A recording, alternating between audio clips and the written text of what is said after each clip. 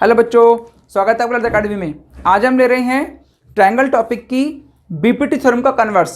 Most important theorem है, exam में भी पूछी जाती है और इस साल के लिए केवल स्टेटमेंट के रूप में भी आ सकती है कि कन्वर्स और बीपीटी का स्टेटमेंट लिखिए। तो आज पूरी थ्योरम ले रहे हैं।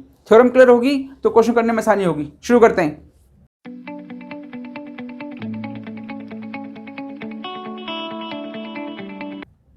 थ्योरम क्या कहती है? बीपीटी में हमने क्या देखा था? बीपीटी में हमने देखा था कि in a triangle if DE parallel to BC then this line divide other two line into the same ratio means AD upon DB is equal to AE upon EC। ये बीपीटी में proof किया था।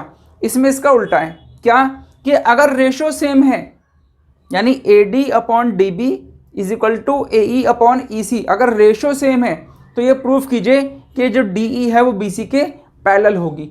शुरू करते हैं theorem को। क्या given है? देखिए गिवन है AD upon DB equal to AE upon EC। ये मुझे गिवन है। क्या प्रूफ करना है? इसमें प्रूफ करना है कि DE जो है वो पैरेलल होगी BC के। ठीक है, DE लाइन BC के पैरेलल होगी, ये प्रूफ करना है हमें इस थ्योरम में। शुरू करते हैं। कंस्ट्रक्शन लेते हैं। कंस्ट्रक्शन जगह इसकी आप सॉल्व भी ले लीजिए। इसका सॉल्व में हमें गिवन है AD upon DB equal to AE upon EC। ये मुझे गिवन है। AD upon DB is equal to AE upon EC हमें गिवन है। लेट क्या लेट करते हैं कि DE डैश भी पैरेलल है BC के। हमने ये मान लिया कि DE डैश जो लाइन है वो BC के पैरेलल है। अब सोचो अगर DE डैश BC के पैरेलल होगी तो बीपीटी थ्योरम लग जाएगी। वो क्या है बीपीटी थ्योरम? हमने क्या लगाया था? देखो उसमें हमने क्या लगाया था कि अगर DE पैरेलल है BC के, ये हमने लेट किया है, माना है अपने पास से। अगर ये पैरेलल है तो इसका मतलब हो गया AD upon DB equal to AE dash upon E dash C। सोचिए जब लाइन पैरेलल होगी तो पार्ट इक्वल होंगे, यानी AE dash upon E dash C। Clear? Equation number 2 मान लीजिए, इसको इक्वेशन नंबर 1 मान लीजिए। 1 और 2 से अगर हम देखें तो यहाँ भी AD अपॉन DB है, यहाँ भी AD अपॉन DB है। It means AE upon EC equal to AE dash upon E dash C। गौर कीजिएगा, AD अपॉन DB दोनों इक्वल हैं तो AE upon EC is equal to आ गया AE dash upon E dash C। अब क्या करें? Adding one on the both side, जो हमने कॉलरीज में किया था। Adding 1 on both side means AE upon EC plus 1 और AE डैश और E डैश C प्लस 1, यानी दोनों तरफ आपने 1 ऐड कर दिया तो क्या हो जाएगा? यहाँ से भी EC ऊपर चला जाएगा अपॉन EC और AE dash E dash C upon E dash C। यह आपका हमने एलसीएम लेके ऊपर ले लिया, E डैश C अपॉन पूरा EC आ गया हमारे पास। सोचिए क्या बन रहा है?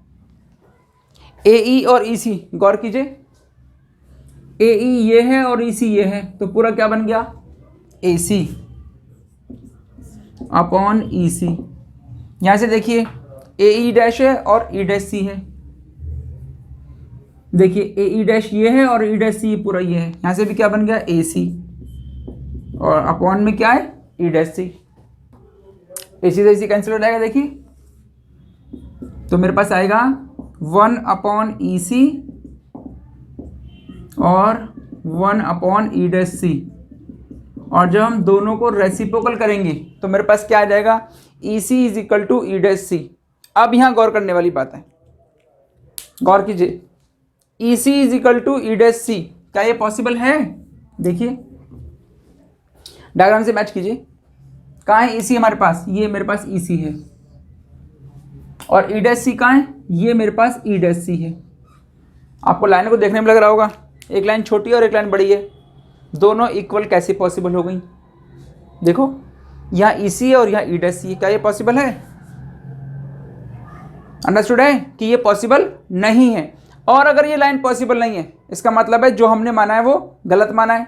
हमने क्या माना था? हमने माना था कि DE डैश जो है वो पैरेलल है BC के, लेकिन कंडीशन क्या आ रही है कि EC जो है वो इक्वल नहीं हो सकती E डैश C के। इट मीन्स हमारा मानना रॉन्ग है, हमारा मानना गलत है। तो कैसे हो?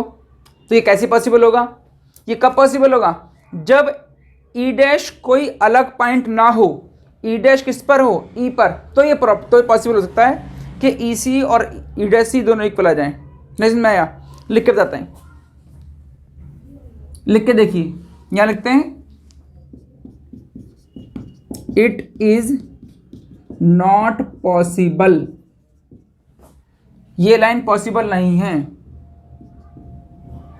सो आवर assumption इज रॉन्ग, हमारा मानना गलत है। इसका मतलब क्या है कि DE डैश जो है वो BC के पैरेलल नहीं हो सकती। अगर मैं कहूँ कि हो सकती है कि DE डैश BC के पैरेलल नहीं हो सकती, और किस कंडीशन में हो सकती है? If E dash on E, अगर E डैश कोई पॉइंट अलग ना हो, वो E पर ही हो। अगर E डैश जो पॉइंट है वो E पर ही हो, तो ये पॉसिबल है कि ये DE पैरेलल किसके हो? BC के। तो हमने कहा if E dash on E, so DE parallel to BC, तब DE BC के पैरेलल हो जाएगी, क्योंकि तब AE is equal to EC की हो सकता है। देखो तब हो जाएगा, क्योंकि वो एक ही पॉइंट पे हो जाएगा, दोनों की लेंथ इक्वल हो जाएगी, तो लाइन पैरेलल हो जाएगी। क्लियर हुआ नहीं हुआ? यानी किसी क्वेश्चन में अगर उसकी रेशियो इक्वल आ जाए तो हम कह सकते हैं कि DE जो है वो BC के पैरेलल होगी। तो इस प्रकार से कुछ क्वेश्चन थ्योरम थी हमारी कन्वर्स वाली BPT की। करते रहिए, कोई प्रॉब्लम आई कमेंट करते रहिए, बताते रहिए कैसे, और शेयर जरूर कीजिएगा।